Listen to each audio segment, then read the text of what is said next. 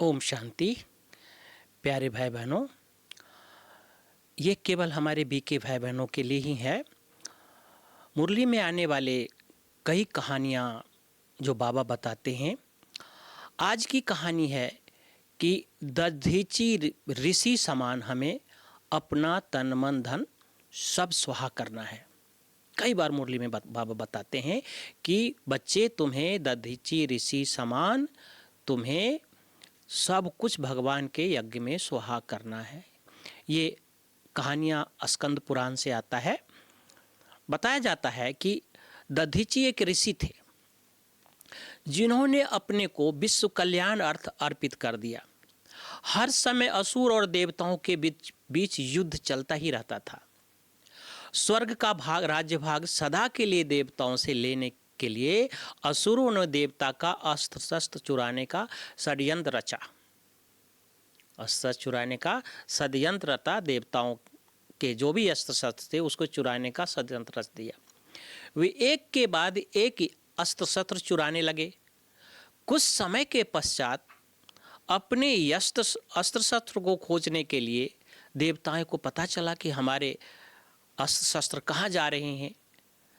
तो उनको पता चला कि ये असुर लोग चुरा लेते हैं हमारे अस्त्र शस्त्र। जैसे एक दूसरे का अभी युद्ध चल रहा है तो चुरा लेते हैं ना अस्त्र शस्त्र, या मार गिराते हैं। तो उन दिनों भी कहा जाता है कि अस्त्र शस्त्र चुरा लेते थे। तो देवता सोचा कि हम सुरक्षित स्थान पर क्यों नहीं रख दे ये हमारा अस्त्र शस्त्र। तो इंद्र जी के पास गए सभी देवतागण, और इंद्र जी देवतागण सभी दधीची ऋषि से मिले। एक मुनि थे, दधीची ऋषि मुनि थे। उनको आग्रह किया कि यह हमारे सारे अस्त्र शस्त्र आप क्या करें, अपने पास रख लें, निगरानी में रखें, सुरक्षित रखें।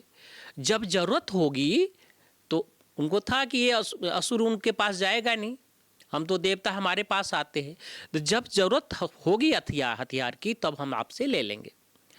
तो दधीची ऋषि मुनि ने तुरंत स्वीकार कर लिया कि देवताओं का जो अस्त्र शस्त्र है उनकी हम हिफाजत करेंगे, वो हम निगरानी करेंगे उनकी। वो स्वीकार कर लिया। तब क्या हुआ भाई बहनों कि निश्चिंत देवतागण बहुत समय तक अस्त्र के बारे में पूछने तक नहीं गए, यानी वो निश्चिंत हो गए, क्योंकि अभी असुर को पता चल गया था कि इनके पास एक भी अस्त्र शस्त्र नहीं है। इसलिए असुर भी अभी लड़ाई करने के लिए नहीं रुके थे। उनको था कि हम कभी भी चढ़ाई कर देंगे, उनके पास अब अस्त्र शस्त्र नहीं है, एक भी नहीं बचा है। तो एक समय की बात है मेरे भाई बहनों कि दधीची ऋषि विश्व भ्रमण करने के लिए चले गए। सारे पुण्य क्षेत्रों का उन्होंने दर्शन करने का संकल्प किया। पूरे विश्व की भ्रमण करने के लिए चले गए और शस्त्रों की रखवाली जिम्मेवारी दधीची ऋषि का पास था। तो अब ये सोचे कि अब हम क्या करें, शस्त्र तो वहाँ पड़ा है, हमारे झोपड़ी में पड़े हैं शस्त्र, तो अब तो हम पूरे विश्व की चले हैं भ्रमण करने के लिए।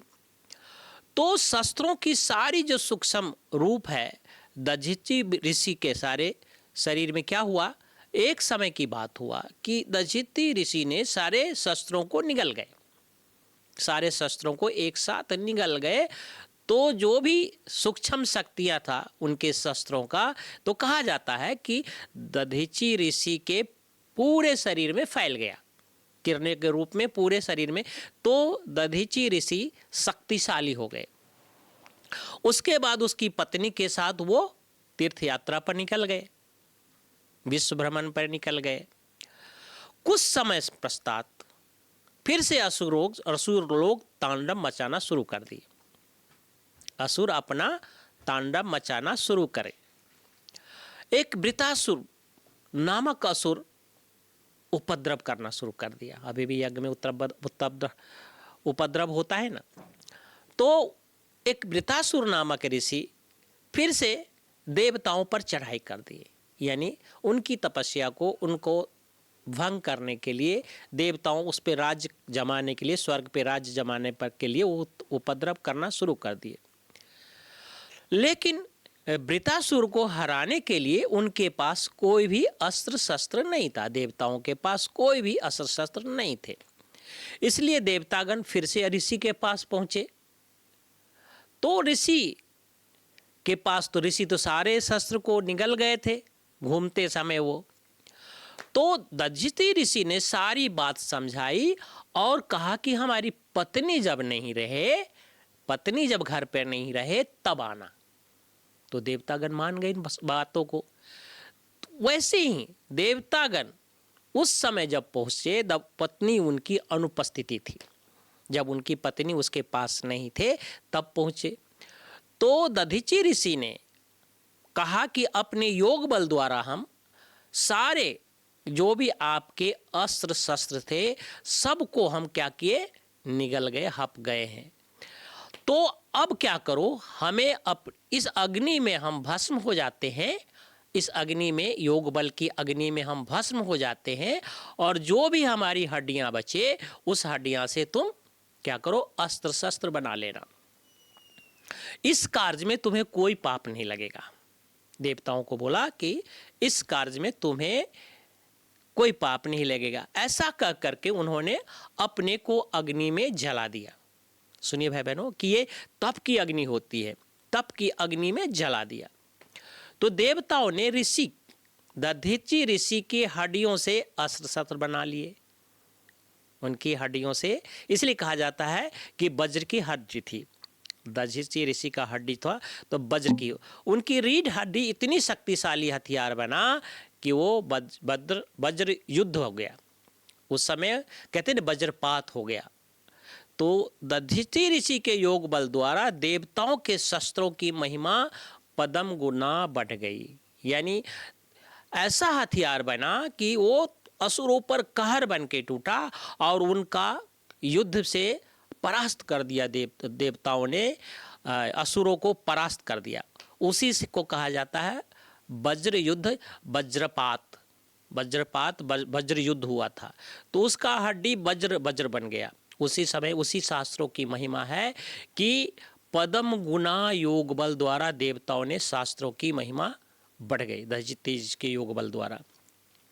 तो इनके आध्यात्मिक रहस्य है भाई बहनों, आध्यात्मिक महाभाव है कि जैसे दधीचि ऋषि ने विश्व कल्याणार्थ अपनी हड्डी सुहा कर दी, वैसे ही हम अपने ईश्वरीय सेवा में अपना तन मन धन खुशी खुशी समर्पित कर देना है, समर्पित कर देना चाहिए।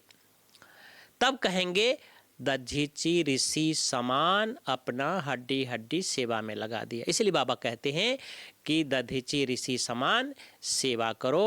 उन्होंने हड्डी को लगा दिया, माना तन मन धन सहित सब कुछ भगवान में सुहा हो जाना।